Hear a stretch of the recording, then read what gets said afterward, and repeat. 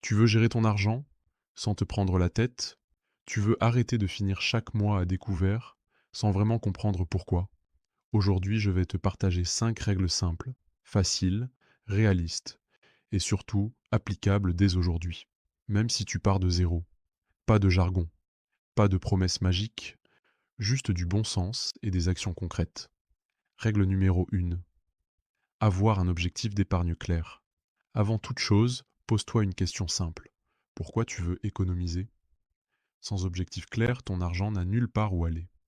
Ça peut être un fonds d'urgence, un projet personnel, comme un voyage ou une formation, ou un investissement. L'idéal, si tu peux, c'est de commencer avec environ 10% de ton salaire. Par exemple, si tu gagnes autour de 1400 euros net, 140 euros mis de côté chaque mois peuvent vraiment changer la situation. Le plus important, c'est de choisir un montant réaliste, un montant que tu peux tenir sans pression. Règle numéro 2, un budget simple et lisible. Un budget, ce n'est pas compliqué, c'est juste ça.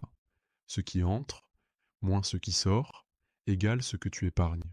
Prends ce que tu veux, un cahier, une application ou un simple tableau. Note le loyer, les courses, les transports, les abonnements, les loisirs. Ensuite, fais la différence entre ce que tu dois payer, ce que tu veux payer et ce que tu peux réduire. L'objectif n'est pas de te priver, c'est juste d'être conscient de là où va ton argent. Règle numéro 3, automatiser ton épargne. La meilleure façon d'épargner, ne pas y penser. Mets en place un virement automatique le jour où ton salaire arrive vers un compte épargne. Résultat, tu ne vois pas l'argent, tu ne le dépenses pas et l'épargne devient une habitude. Même 50 euros par mois, mis bout à bout, ça fait une vraie différence. Règle numéro 4, réduire les dépenses inutiles. On gaspille souvent sans s'en rendre compte. Les situations les plus courantes, des abonnements oubliés, des cafés pris à l'extérieur tous les jours, des achats faits sur un coup de tête. Je te propose un exercice simple. Pendant 2 semaines, tu dépenses uniquement pour l'essentiel et le plaisir, mais réfléchis. En France, on peut facilement économiser sur les courses avec les promotions et les marques distributeurs, les transports, en marchant ou en utilisant le vélo, l'énergie à la maison. Ce sont de petites décisions, mais répétées, elles font une grande différence. Règle numéro 5, faire travailler ton argent. Une fois que tu as un peu d'épargne, ne la laisse pas dormir. Fais travailler ton argent. Pas besoin d'être expert. Tu peux commencer simplement, par exemple avec un plan d'épargne en action ou un ETF en bourse.